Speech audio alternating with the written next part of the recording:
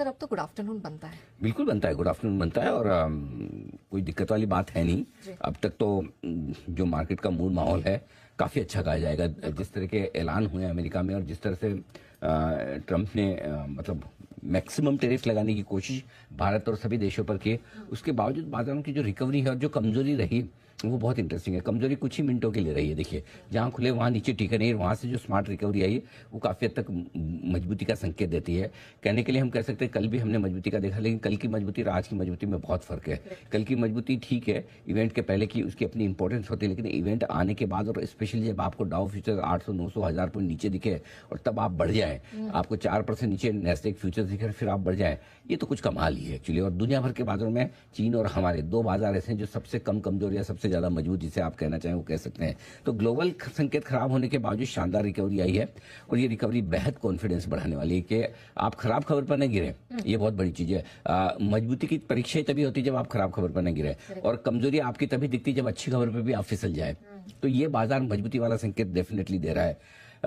क्यों दे रहा है ये समझना जरूरी है। टैरिफ का डर आज से नहीं हफ्तों से था, महीनों से था, राइट।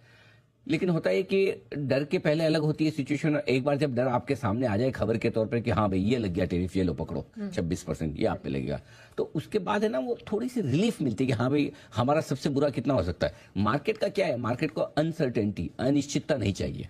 करेक्ट। और जब अनिश्चितता आपकी खत्म हो तो फिर बाजार है ना फिर अपनी डायरेक्शन तय कर लेता है। फिर डायरेक्शन ये तय करता है कि चलो ठीक है, अब मुझे पता है कि वर्स्ट क्या हो सकता है मेरा। मैं कई बार आपको कहता हूँ, याद है कि खरीदने का मन कब करता है, खरीदने की कॉन्फिडेंस कब आती है, जब आपको पता हो कि नीचे का लेवल क्या है, जब आपका स्टॉप लॉस आपको क्लियर कर दिखता हो कि हाँ इसके नीचे जाने पे मैं खराब हो जाऊंगा, तो आप लेने की हिम्मत कर लेते हैं क्योंकि आपको रिस्क पता होती है। इस मार्केट में रिस्क पता होगा कि टैरिफ का खुलासा होने के बाद रिस्क क्या है। इस वजह से थोड़ी रिकवरी आती हुई दिखी है। और इस रिकवरी की अच्छी बात यह है कि जिस मजबूत सेक्टर ने लीड किया इस रिकवरी को वो बैंक है और वो पावर है, जिनका टैरिफ से कोई लेन देन नहीं, न बैंक का न पावर का। बैंक हमारे अपने हैं, बिजनेस यहाँ करना है, नो डाउट थोड़ा बहुत डायरेक्टली इनडायरेक्टली हर चीज पे फर्क पड़ता है, हम पे भी पड़ता है, आप पे भी पड़ता है टैरिफ का, लेकिन डायरेक्टली बैंक का कोई लेन देन नहीं।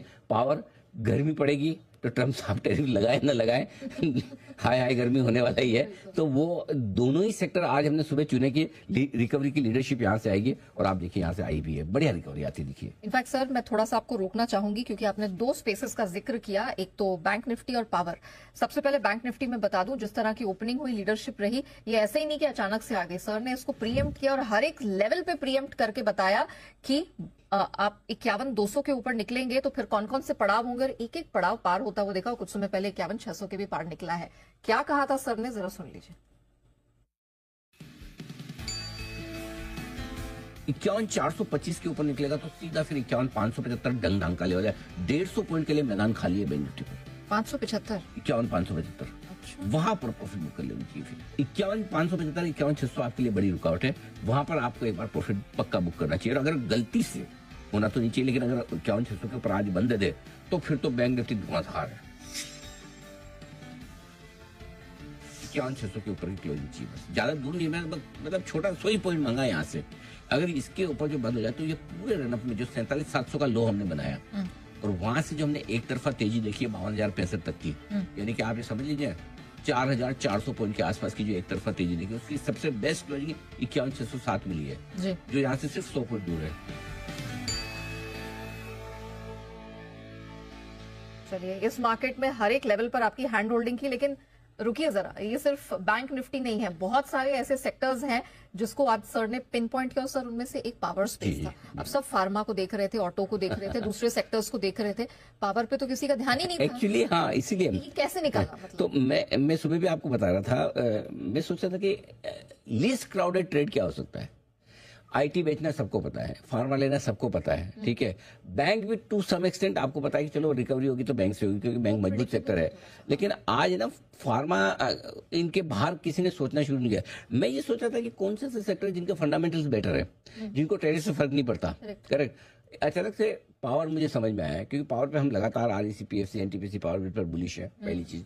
दूसरी चीज ये कि समर सीजन बहुत स्ट्रांग है, डिमांड तो रहने वाली। तीसरी चीज क्या कर लेंगे ट्रम्प साहब इसमें टैरिफ का, इनका कोई लेन देन ही नहीं अमेरिका से। यहाँ से कौन सा अमेरिका पावर जाने वाला है, वहां से कौन सा आने वाला है, ठीक है। और जो गर्मियां पड़ेगी उसी हिसाब से होना है। सो सिंपल हमारा नो ब्रेनर था पावर ग्रिड। हाँ ऑफ कोर्स मुझे थोड़ा ये सरप्राइज जरूर है कि टॉप गेनर बन गया निफ्टी का, लेकिन कॉन्फिडेंस पूरा था। आज आपको याद होगा सुबह जब गैप से फार्मा वार्मा खुले तो मैंने क्या बोला, नहीं इनमें 5-5, 6% ऊपर बनता नहीं है लेना।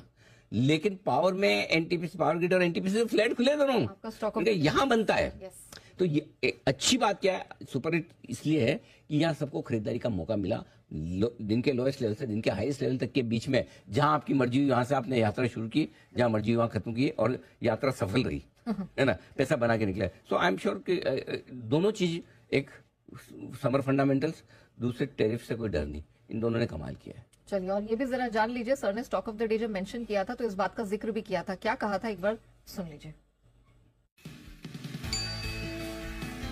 पीएसयू में ज्यादा पावर स्टॉक ज्यादा बेहतर है। पावर डिमांड वो हो भाई साहब, क्या गजब क्या रही।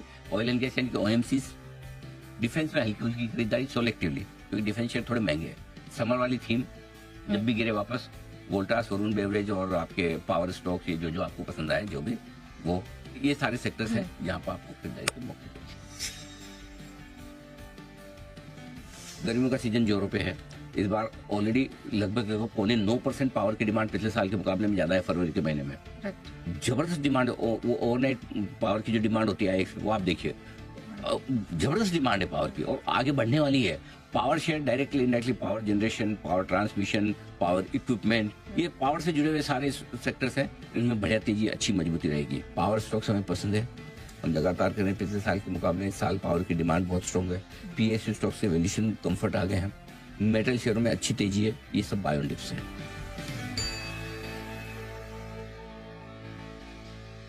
चलिए, तो सेक्टोरली एरियाज को ढूंढना और आपके सामने रखना और मुनाफा कमा कर देना, ये एक बहुत बड़ी बात है जो लगातार जी बिजनेस करता चला है।